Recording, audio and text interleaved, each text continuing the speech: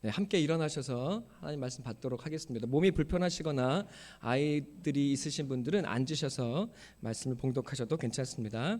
함께 3절로 4절의 말씀 함께 봉독하겠습니다.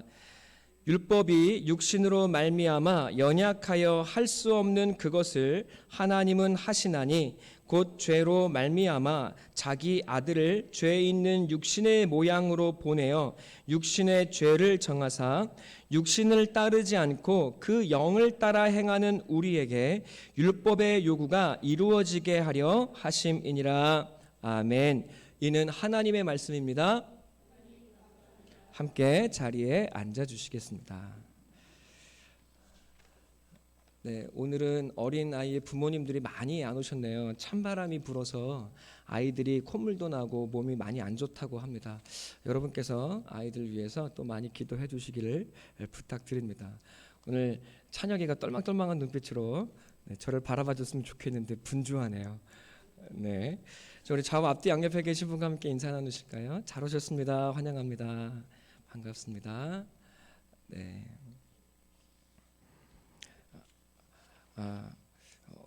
우리는 올해 로마서의 말씀을 함께 묵상하고 있습니다. 오늘은 제가 로마서를 크게 나가기 위해서 열심히 노력을 했습니다. 그런데 로마서 6장, 7장부터는 너무 중요한 것들이 많아서 이렇게 크게 나갈 수가 없습니다. 여러분 그 대신에 한 절씩 오늘도 4절까지 말씀을 나누려고 했는데 4절까지 다 나가질 못합니다. 그래서 다음 주에 그 영을 따라 산다는 것이 무엇인지를 조금 더 자세하게 나누고 이야기하도록 하겠습니다. 뒤에 문을 이민아 집사님께서 닫아주시면 감사하겠습니다. 감사합니다.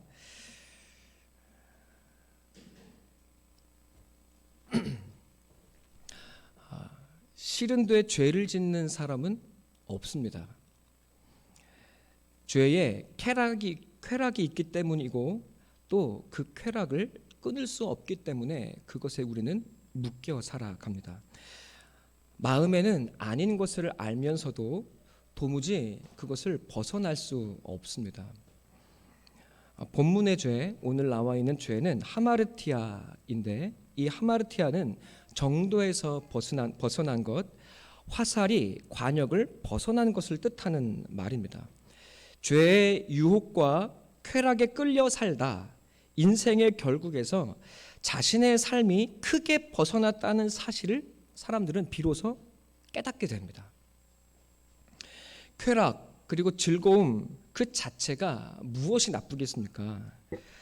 그러나 인생은 즐거움만으로 사는 것이 아닙니다. 인생의 목적은 행복과 즐거움에 있지를 않습니다. 인생은 길이고 또 열매 맺는 과정이라고 하나님은 우리에게 말씀하셨습니다. 하나님은 우리에게 생명을 주시고 또 그 열매를 받으시겠다고 말씀해 주셨습니다. 그것은 열매를 맺으라는 강요가 아니라 하나님께서 주신 생명을 더욱 아름답게 풍성히 가꾸어서 하늘의 생명에 참여하라는 하늘의 부르심입니다. 아이를 낳고 키우는 것이 마냥 행복하고 즐거우셨습니까? 그렇지 않습니다. 고난과 눈물의 과정입니다. 그러나 그 눈물 속에 행복이 있습니다. 생명은 열매를 맺고 추수의 즐거움이 됩니다. 행복이 목적이 아니라 하나님의 사명 그리고 내게 주어진 삶의 목적, 열매를 가꾸어가는 삶을 살아가게 될 때 여러분 행복은 어느새 우리 곁에 다가와 있는 것을 우리는 맛보게 될 것입니다. 쾌락을 포기하지 못해서 우리는 결국 죄의 노예가 되고 때로는 포로가 됩니다. 죄의 노예와 포로가 다르다는 사실을 여러분께 반복적으로 말씀을 드리고 있습니다. 그러나 우리가 그것의 노예가 되든 포로가 되든 우리는 그 쾌락과 죄로 말미암아 건강을 잃고 가정을 잃고 사랑을 잃고 또 자기를 잃어버리고 인생을 놓쳐버립니다. 죄악에 갇히고 정욕에 사로잡히고 잘못된 사고에 갇히고 그리고 자신의 자아에 갇혀버립니다. 인생의 길을 잃어버리게 됩니다. 꼼짝달싹하지 못하는 바로 그 자리에 가서야 사람은 구원을 갈망하기 시작합니다. 아멘. 네. 죄와 율법은 반대의 자리에 서 있습니다. 율법 혹은 법의 역할이 무엇입니까? 우리에게 바른 길을 알려주는 것입니다. 우리가 그 길을 걸어가게 될 때 법은 힘을 얻습니다. 그리고 우리를 안전하게 하는 능력이 됩니다. 그 자체에 법이라는 그 자체에 진리를 담고 있기 때문이고 또 우리가 그것을 의지하여 우리의 삶의 길을 걸어가기 때문에 그렇습니다. 그래서 로마서에서 바울은 율법이 신령한 것이라 했고 또 하나님께서 주시는 거룩한 것이라고 했습니다. 기억하시죠? 네. 그러나 우리가 죄를 품고 죄를 즐기며 그 안에 살아가게 될 때 죄가 우리에게 강하게 역사하게 되고 법은 우리에게서 멀어집니다. 우리가 법을 가까이 하지 않냐고 그 길을 떠나 살고 있기 때문에 법은 여러분 우리과 관계가 없어집니다. 율법이 지킬 힘과 능력을 상실해버리는 것 같은 느낌을 받게 되는 것입니다. 율법은 이제 우리에게 발음과 그름을 지시하는 안내 표지의 역할만을 하게 됩니다. 무슨 뜻이에요? 그 자체로는 우리를 조금도 눈꼽만큼도 의롭게 하지 못한다는 말입니다. 이것이 로마서 2장 3장에 끊임없이 나오는 이야기였습니다. 율법은 우리에게 할 수 있는 바가 아무것도 없습니다. 그리고 다만 죄인은 죽음이라는 심판을 받아 마땅하다는 사형 선고를 내릴 뿐입니다. 그래서 바울은 오늘 3절에 이것을 율법이 육신으로 말미암아 연약하여 할 수 없는 것이라고 이야기하고 있는 것입니다. 율법 자체는 약하지 않아요. 그러나 우리가 거기에 우리의 마음과 우리를 그 안에 두지 않기 때문에 우리는 법과 상관이 없이 사실은 살아가고 있다는 말입니다. 그래서 우리의 육신은 사실은 무엇과 관계되어 살아갑니까? 죄의 힘을 받고 그에 묶여서 살아가게 되더라는 말입니다. 이렇게 살면 안 되는데, 이게 올바르지 않은데, 이게 법이 아닌데 하는 것을 알면서도 여러분 우리를 묶고 있는 그 힘이 우리를 끌고 들어가는 능력을 경험하게 되더라는 것입니다. 그렇죠, 여러분? 네, 이거는 로마서 6장 7장 끊임없이 이야기하는 것이기 때문에 여러분 다시 한번 이렇게 반복을 해드렸습니다. 자, 그런데 이제 중요한 것이 있습니다. 법을 따르지 않는 사람들에게는 법이 힘을 쓸 수가 없습니다. 여러분 조폭이 법을 지키는 것 보셨습니까? 법이 그들에게 능력이 있습니까? 없습니다. 법은 그들을 죽일 때에만 필요합니다. 그러나 여러분 법을 쥐는 사람은 권력을 얻습니다. 법 자체가 옳다면 그것에 반대할 여지가 명분이 없어지기 때문에 그렇습니다. 이제 이 땅의 사람들은 스스로는 법을 지키지도 못하면서 그 법 자체를 소유하여 권력을 가지려고 합니다. 이 세상에서는 어떻게 해서든 이 세상 사람들은 그 법을 쥐고자 노력하게 됩니다. 왜냐하면 법은 곧 지배를 뜻하기 때문에 그렇습니다. 너 이거 하면 안 돼. 너 이거 하면 돼, 안 돼라는 그 말 속에는 사실은 그 법을 내가 쥐고 그 사람들을 지배하겠다는 욕망이 우리 안에 숨어 있는 것입니다. 예를 들어 보겠습니다. 가정에서 아내가 남편에게 술 마시지 말고 담배 피지 말라고 열심히 권면합니다. 남편도 그래야 한다는 사실을 너무나 잘 알고 있습니다. 건강에도 좋지 못하고 자기의 삶에도 득이 될 것이 전혀 없다는 사실을 누구보다 잘 알고 있을 겁니다. 법으로 술과 담배를 금하는 율법이 가정 내에서 세워진 것입니다. 그리고 그것을 아내는 본의 아니게 준수하고 있으니 힘을 얻습니다. 왜? 자신은 어기는 사람이 아니거든요. 자, 그 사람은 더 높은 수준으로 여겨지고 더 바르고 더 나은 사람이라고 스스로 여겨지기 시작합니다. 여러분, 그 자리에 서서 열심히 율법을 선포한다 한들 바뀌셨습니까? 재밌으라고 이렇게 예화를 쉽게 든 건데 하나도 웃으시는 분들이 없어요. 안 바뀝니다. 여러분, 평생을 이야기하다가 여러분 결국엔 어떻게 됩니까? 저 원수 폐암에나 걸려서 죽어라, 이런 마음이 막 속에서 불쑥불쑥 올라오죠. 내 말대로 되는 것 같습니다. 율법이 이루어져 버린 것 같아요. 여러분, 남편은 아내들에게 그런 일이 없습니까? 왜 없겠습니까? 과소비하지 말아라, 허튼데 돈 쓰지 말아라는 주로 남자가 하는군요. 네. 하여튼 서로가 서로에게 지켜야 할 율법들에 대해서 우리는 많은 법들을 가정 내에서 세우고 살아갑니다. 그러나 사람은 그 법으로 바뀌어지지를 않습니다. 여러분, 저는 우리 아들에게 공부하라고, 게임 좀 그만하라고 열심히 법으로 선포합니다. 도원이가 공부를 할까요? 공부를 한다면 제가 왜 잔소리를 하겠습니까? 게임은 안 하겠습니까? 엄청 열심히 합니다. 저는 부모로서 가정의 법이라는 권력을 이미 소유하고 있습니다. 자녀를 위해서 또 자녀의 장래를 생각해서 그 법을 거리낌 없이 선포합니다. 그러나 저희 아들은 열심히 숨어서 게임을 합니다. 생각해 보십시오, 여러분. 저도 부모님이 하라 한다고 해서 한 적이 없습니다. 하나님 말씀도 안 듣는 것이 인간인데 사람의 말을 듣겠습니까? 하나님의 법도 듣지 않는 것이 우리 사람인데, 여러분, 사람이 아무리 그 법을 주고 흔들어다 한들 사람이 바뀌겠습니까? 절대로 바뀌어지지를 않습니다. 세상은 어떻습니까? 이 세상은 이 권력을 소유하기 위해서 싸웁니다. 이 법을 쥐고 있어야 안전합니다. 자신은 지키지도 못하면서 열심히 정죄하고 심판하고 판결합니다. 자신도 지키지 못하지만 이 법을 쥐고 있을 때 남들 위에 군림하고 설 수 있기 때문에 그렇습니다.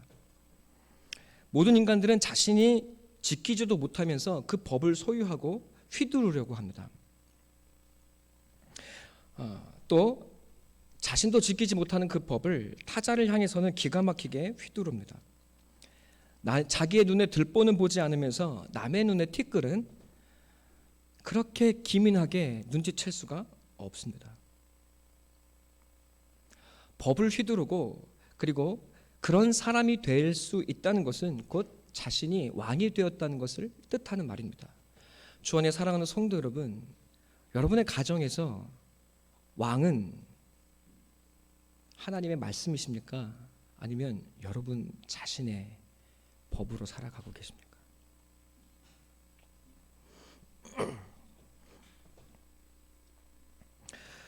자신이 법도 아니고 그 법을 지키지도 못하면서 그 법을 쥐고 그리고 옳고 그름을 판단하는 자리에 서는 것, 그것이 바로 사단의 일입니다.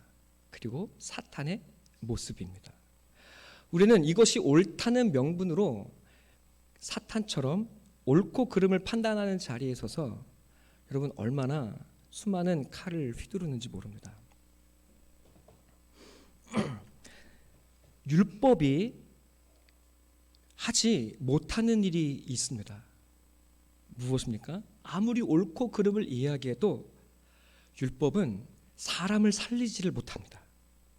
사람은 그 율법을 살아낼 수 있는 능력이 없습니다. 그러니 여러분 이제부터 집에 가셔서 이러면 안 돼 라고 열심히 말을 하셔도 될까요? 안 될까요? 안 돼요. 여러분, 도리어 그것을 쥐고 흔드는 나의 모습이 우리 가정에서 어떻게 세워지고 있나를 보셔야 돼요. 내 법이 우리 가정을 숨못 쉬지 못하게 하고 있는 것은 아닐까? 내 법이 우리 아내와 남편과 자식들을 죽이고 있는 것은 아닐까? 여러분, 돌아보셔야 돼요.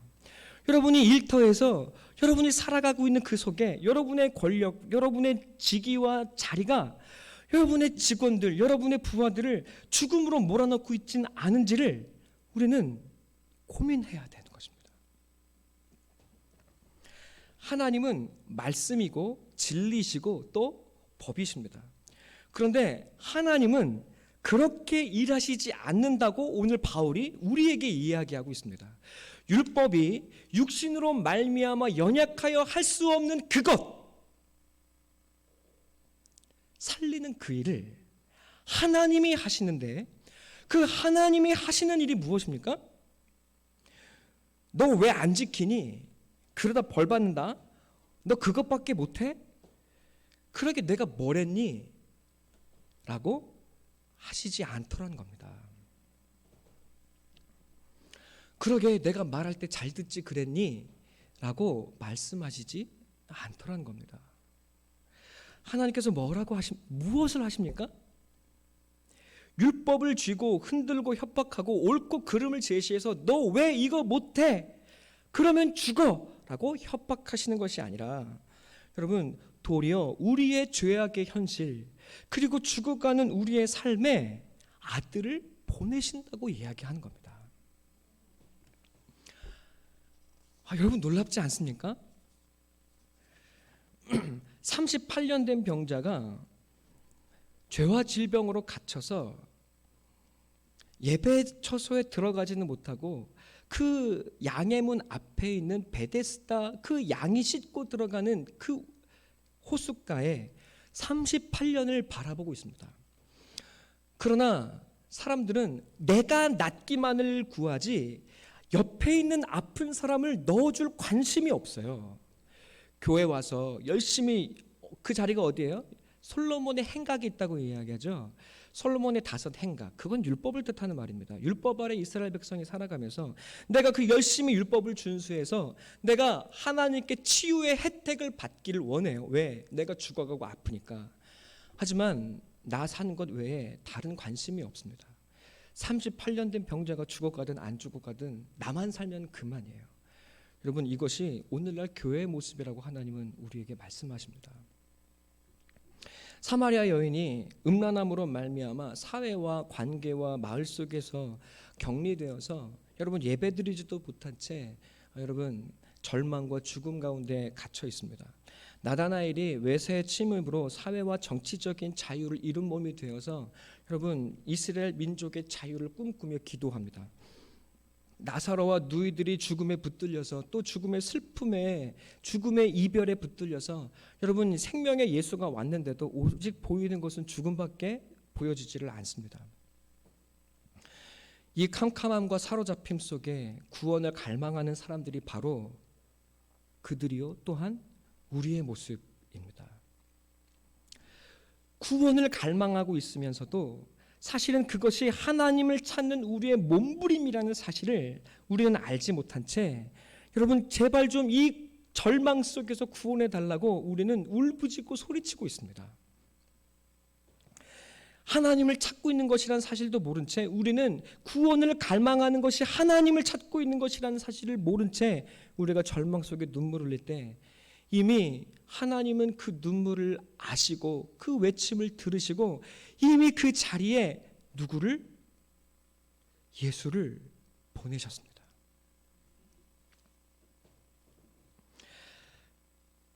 (38년) 된 병자, 이제 더 이상 아무도 나를 넣어줄 사람이 없어서 그저 모든 것을 포기하고 하늘만을 바라보고 있는 38년 된 병자에게 여러분 예수님이 찾아오셨습니다.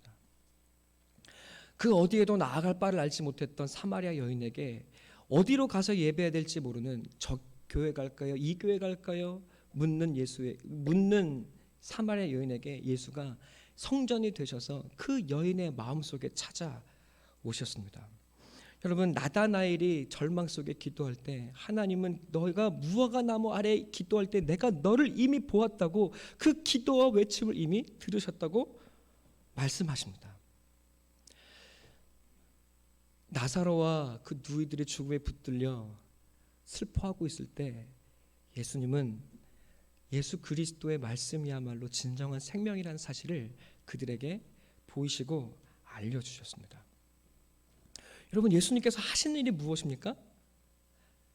율법이 육신으로 말미암아 연약하여 할 수 없는 그것을 하나님은 아들 예수 그리스도를 우리에게 보내주셔서 예수 그리스도의 말씀, 살리는 것은 영이니 육은 무익하니라. 내가 너희에게 이른 말이 영이요 생명이라. 예수님은 죽음 속에 절망에 갇혀있던 우리에게 진짜 생명인 예수의 말씀을 우리에게 말씀으로 새 생명과 삶과 새 인생과 새 이름을 우리에게 주시더라는 거예요. 아멘.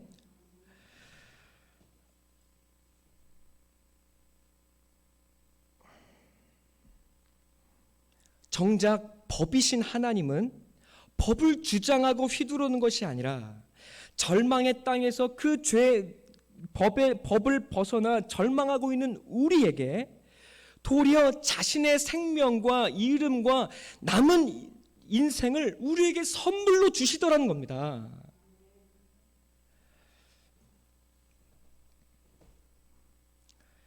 구원을 갈망하는 내게 오셔서 이미 내 간절함을 듣고 내가 너에게 왔다고 말씀하십니다. 품어 안으시고 사랑하십니다. 고쳐주시고 새롭게 하십니다. 구원을 주시고 새 삶을 주십니다. 예수의 이름 안에, 예수의 이름 안에, 여러분, 예수의 이름과 그 말씀 안에 우리의 모든 새로운 생명이 담겨 있습니다.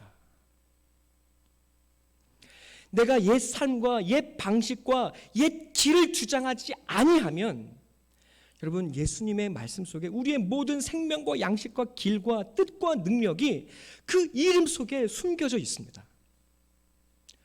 그 예수의 이름 안에는 눈물과 열매를 맺는 고난은 있다 할지라도 죄로 말미암는 길을 잃어버림과 속박과 노예됨은 있을 수가 없습니다.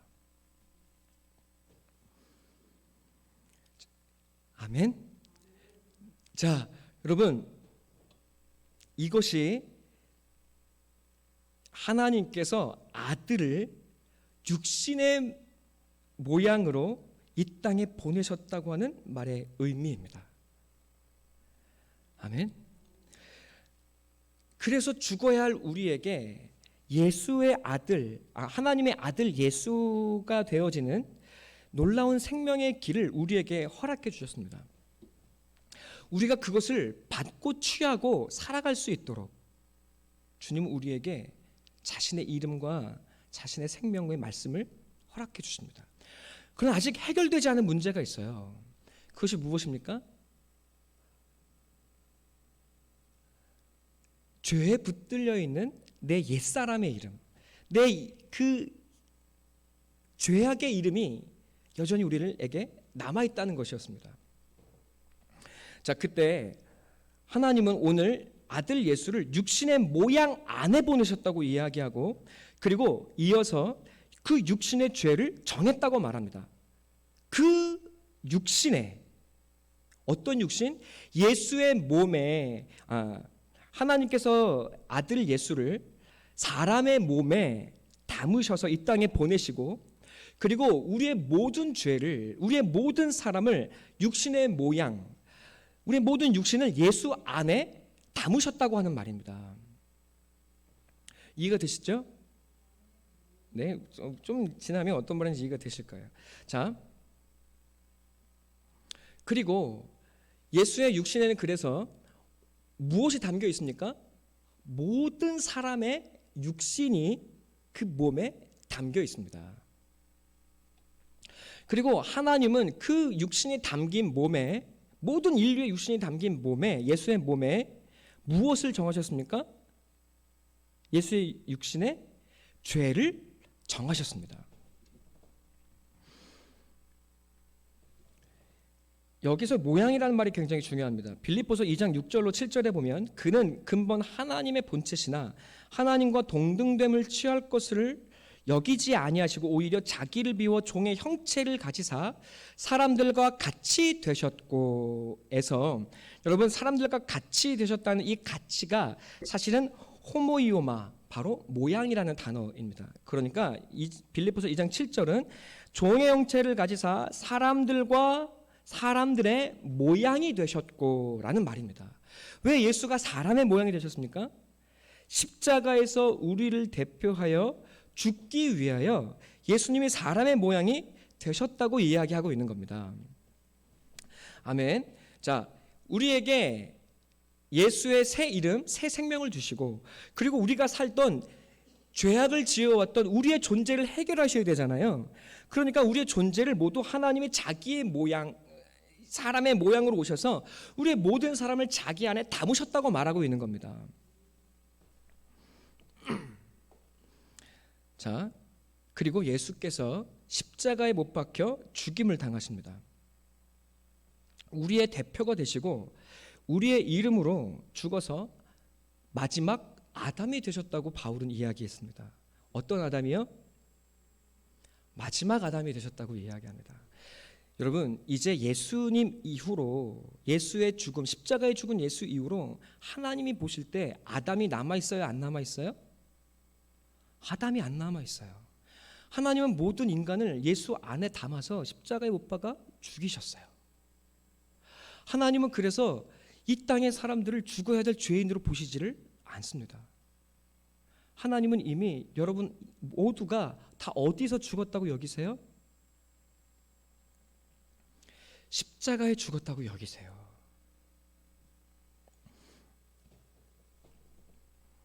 하나님이 보실 때 모든 사람이 다 죽었습니다. 더 이상 죽어야 할 아담이 없습니다. 고린도후서 5장 14절 그리스도의 사랑이 우리를 강권하신도다. 한 사람이 모든 사람을 대신하여 죽었은즉 모든 사람이 죽은 것이라. 바울은 이것을 4절에 율법의 요구를 예수께서 이룬 것이라고 말합니다. 율법이 육신으로 말미암아 연약하여 할 수 없는 그것을 하나님이 하셨어요. 누구를 통해서? 아들 예수 그리스도를 통해서 율법의 요구를 이루어 주셨다는 말이에요. 여러분, 그래서 로마서 8장 3절 4절은 십자가의 의미가 무엇인지를 우리에게 다른 방향으로 구체적으로 설명해 주고 있는 겁니다. 검은 머리 짐승은 키우는 게 아니라는 속담이 있습니다. 그렇죠? 그런데 그 속담을 듣고 제 아들을 보니까 검은 머리 짐승이에요. 변할 것 같지가 않아요. 그죠? 사람은 변하지 않는다고 말합니다. 아닙니다. 사람은 변합니다. 아니, 새 사람이 됩니다. 거듭납니다. 예수의 죽음과 부활이 제자를 변화시켰습니다. 십자가의 능력이 바울을 변화시켰습니다. 1907년 평양 대부흥 운동에서 수많은 조선의 민중들이 밤을 새워 통곡하며 선교사를 목사를 붙들고 내 죄를 들어달라고 고백하고 하나님 앞에 애통하며 회개할 때 여러분 그들은 그 다음 날로 새로운 사람이 되었습니다. 하나님 아버지와 예수의 사랑이 우리를 녹이고 우리를 살립니다. 무엇이 사람을 변화시킬 수 있습니까? 십자가에 죽으신 예수의 죽음과 부활,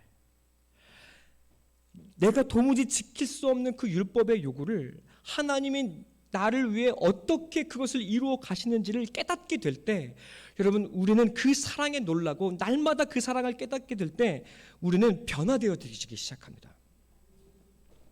어떻게 변화되어져요?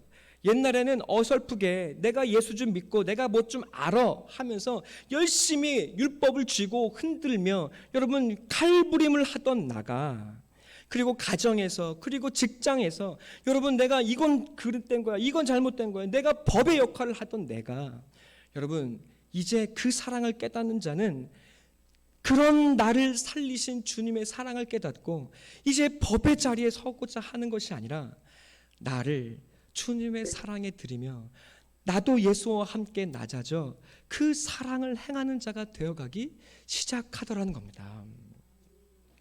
여러분, 그것이 영을 따라 행하는 자들의 모습이라고 주님은 우리에게 말씀하고 있는 겁니다. 언제 사람이 바뀌어질까요? 여러분 집에 돌아가셔서 이제 교회 예배 드리셨으니 집에 돌아가셔서 내가 오늘 큰 깨달음을 깨달았어. 그러니 남편에게 또 아내에게 또 아이에게 너 이렇게 하면 안 돼. 라고 열심히 이야기해도 여러분 안 바뀔 겁니다. 절대로 바뀌지 않습니다. 그러나 여러분이 그 사랑이 무엇인지 더 깊게 깨닫고 더 깊게 녹아지고 여러분 죄에 붙들리고 사로잡혀 갈지라도 우리를 여러분 붙드시고 우리를 삼키시는 그 은혜와 그 은혜의 능력과 깊이를 깨달아서 여러분 그런 내게 찾아오신 주님의 사랑을 깨달아서 여러분 나도 주님과 함께 낮아지고 기다리고 기도하고 그리고 나도 그의 사랑을 그를 위해 눈물로 기도하기 시작할 때 여러분 그 사람은 주님의 사랑으로 말미암아 변화되어지기 시작합니다. 무엇이 녹입니까? 십자가의 사랑이 모든 율법의 얼음을 녹여버리는 줄로 믿습니다. 제가 가끔 이야기하는 것이 있어요. 우리 아내는 또 이거 이야기하면 또 왜 그러냐고 또 할 텐데 제가 목회하는 동안 여러분 제가 저를 이제까지 지켜준 것이 있습니다. 무엇일까요? 아내가 저에게 단 한 번도 목사가 저 모양이야 라고 말한 적이 단 한 번도 없어요. 여러분 제가 목사답게 생활을 몇 번이나 했고 얼마나 오래 했겠습니까? 이 젊은 혈기와 육신을 부둥켜 안고 여러분 하나님 믿고 살아가는 것이 여러분 되도 않는 것이 목사로 살아가려고 했으니 얼마나 힘이 겹고 어려웠겠습니까? 여러분 그러나 저의 연약한 모습을 보고도 저의 아내가 저에게 목사가 왜 그 모양이야 그러면 안 되지라고 이야기한 적이 단 한 번도 없습니다. 여러분 그 말이 그 아무 말도 하지 않은 기다림이 저를 이 자리에 이르게 했습니다. 여러분 사랑이 우리를 녹입니다. 주님의 사랑과 그 낮아짐이 여러분 하나님의 나라를 이루어가기 시작합니다.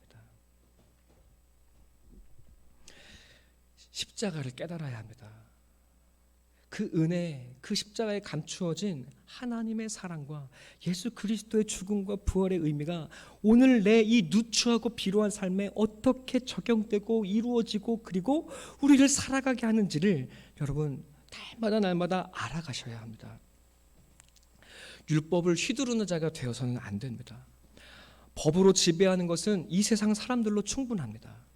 지배하는 자가 되지 마시고 섬기는 자가 되어야 합니다. 내가 낮아지지 아니하며 내가 죽어지지 아니하면 여러분 도리어 내가 높아지고 또 내가 법이 되고자 하면 우리 모두가 다 죽습니다. 교회 오셔서 여러분 내가 옳아 내가 맞아 하면 교회는 부서지고 다 죽습니다. 사울이 그랬어요. 왕의 자리에 올랐습니다. 그는 왕이 되지 않았을 때는 지극히 겸손한 사람이었어요. 왕이 되니까 그의 말이 곧 법이 되었습니다. 사울은 정작 그때로부터 하나님의 말씀을 무겁게 듣지 않습니다. 자신이 말씀 앞에 죽지 아니하고 말씀을 순종하지 않습니다. 그는 말씀을 버렸어요. 그가 높아지고 말씀으로 낮아지지 아니하니 여러분 주변에 남는 사람이 아무도 없습니다. 그는 외로워지고 두려움에 사로잡혀 버립니다.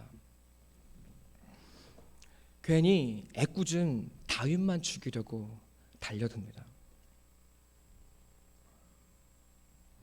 다윗에게는 점점 더 고난을 이겨내는 충신들이 들어갑니다. 그러나 사울에게는 그의 죽음을 막아낼 충신이 곁에 아무도 남아있지를 않습니다. 사울은 말씀을 버렸습니다. 말씀으로 자기가 순종하는 것이 아니라 남을 죽이는 사람이 되었습니다. 그러나 다윗은 달랐어요. 다윗은 언제나 말씀에 순종했습니다. 그리고 죄를 범했을지라도 회개하고 눈물로 하나님께 나아갔습니다. 여러분 그래도 그가 죄를 또 안 지었을까요? 그래도 죄를 짓습니다. 그가 인생의 말년에 하나님이 하지 말라는 인구 조사를 하죠. 그것은 하나님을 의지하는 것이 아니라 자기의 힘을 의지하는 겁니다.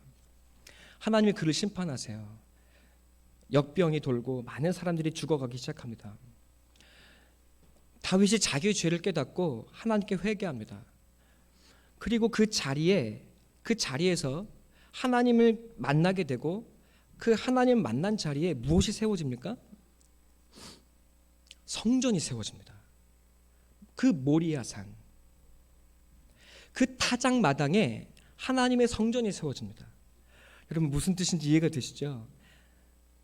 내가 죽어지지 아니하는 곳에서는 하나님의 성전이 세워질 수가 없습니다. 내가 꺾여지고 내가 죽어지는 그 자리에 하나님을 예배하는 참 예배의 성전이 세워지게 됩니다. 주 안에 사랑하는 성도 여러분, 여러분이 십자가의 삶을 살아가게 될 때 여러분의 가정은 진정한 성전이 되어질 줄로 믿습니다. 여러분의 마음에 십자가가 세워지게 될 때 여러분의 삶은, 여러분의 마음은 하나님의 성전이 되어지기 시작할 겁니다. 우리의 진정한 믿음이 드러난 자리가 어디입니까? 교회가 아닙니다. 여러분 교회 와서 열심히 기도하는 사람들이 있어요. 여러분 열심히 기도하셔야 됩니다. 제발 교회 좀 오셔서 저한테 성격 공부도 하시고 같이 기도도 하시면 너무나 좋겠어요. 그러나 진정으로 나의 믿음이 드러나는 자리는 교회가 아니라 삶의 자리입니다.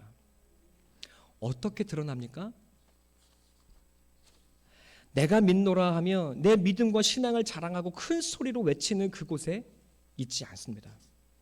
그 사랑을 깨달아 주님과 함께 낮아지는 그 자리에서 여러분 하나님의 나라가 시작되고 진정한 예배가 이루어지기 시작합니다. 율법을 휘두르며 정죄한 심판의 자리가 아니라 내가 하나님께서 그저 나를 보내신 이 누추한 삶의 현실과 자리에서 여러분 이것 좀 바꿔주세요 라고 기도하는 것이 아니라 주님, 내가 이 자리에서 주님의 사랑으로 낮아지며 말씀으로 섬기며 살아보겠습니다. 하나님, 이곳에 내가 주님의 십자가를 꽂으며 한번 살아보겠습니다. 하나님, 그 사랑으로 내가 죽어지고 내 가족을, 내 이웃을, 내 직장 동료를 살리는 삶을 너도 한번 살아보겠습니다. 여러분, 그 삶의 자리가 진정으로 여러분이 누구인지를 드러내는 영광의 자리가 되어질 줄로 믿습니다. 여러분들로 말미암아 그 죽음의 자리가 생명의 땅으로 변화되어지기 시작할 것입니다. 여러분, 진정한 기적이 무엇입니까? 진정한 기적은 방언을 하고 신유의 은사를 행하고 능력을 행하는 것이 있는 것이 아니라 십자가의 죽음이 도리어 우리 삶의 부활의 기적으로 피어 올라오는 생명의 역사를 내 삶으로 경험하는 것이 아니고 무엇이겠습니까? 죄에 붙들리고 사망의 노예가 되어 있던 내가 여러분 하나님의 생명의 씨앗이 되는 것에 있는 것이 아니겠습니까? 한 씨앗이 죽지 아니하면, 한 미랄이 죽지 아니하면 열매를 맺을 수 없는 것이 아니겠습니까? 하나님의 나라는, 하나님의 사랑은, 그리고 그 하나님의 사랑의 법은 우리를 죄 안 짓게 하는 것이 아닙니다. 율법을 범하지 않는 삶을 살게 하는 것이 하나님의 목적이 아닙니다. 하나님의 목적은 더 놀랍고 크고 높은 것입니다. 하나님의 능력은, 하나님의 뜻은 우리가 하나님의 사랑의 열매를 맺는 삶을 살아가게 하는 것입니다. 하나님께서 그 사랑 더욱 배워가라고 제가 끊임없이 여러분께 말씀드리지만 우리를 십자가로 말미암아 구원하셨음에도 불구하고 우리의 이 사방의 몸에 우리의 옛 자아와 그리고 육신을 다 없애시지 않으셨어요. 남겨두셨어요. 그리고 우리가 때때로는 그 육신의 포로로 끌려가게도 하세요. 그래서 우리는 때때로 십자가를 벗어 던지고 도망가고 싶어 할 때도 있습니다. 그러나 하나님은 우리를 끝끝내 붙드시고 여러분을 인도해 가실 거예요. 베드로에게 찾아오시고 그리고 바울에게 찾아오셨던 것처럼 여러분을 찾아오셔서 여러분을 기어코 바꾸어 내시고 그 율법보다 그 죄악보다 여러분을 붙드시고 있는 그 사랑이 더 크고 놀랍다는 사실을 여러분에게 보이시고 깨닫게 하실 줄로 믿습니다. 주 안에 사랑하는 성도 여러분, 사랑의 결단으로 날마다 말씀에 순종하는 것이 아니면 우리의 인격과 우리의 성품은 자라가지 않습니다. 하나님은 우리에게 죄지을 자유를 여전히 허락하고 계십니다. 그러나 우리는 그 사랑에 놀라고 그 사랑으로 더욱 살아가는, 그래서 사랑의 열매를 맺는 저와 여러분이 되기를 간절한 마음으로 소망하고 기도합니다. 여러분, 처음부터 원수를 품을 수 없습니다. 여러분의 가정에 돌아가서 여러분의 한 사람, 한 남편, 아내에게, 그리고 여러분의 친구에게, 그리고 여러분이 만나는 한 사람을 그렇게 조금씩 우리가 주님의 사랑으로 대하기 시작할 때 여러분, 하나님의 나라가 우리를 통해 임하게 되어질 것입니다. 하나님께서 이렇게 연약한 나를 통해 무엇을 이루어 가실지 우리 함께 지켜보십시다. 내가 아닌 나를 오직 붙드시는 하나님을 바라볼 때 우리는 어느새 주님의 뜻을 따라 지어져 있는 것을 보게 될 것입니다. 함께 기도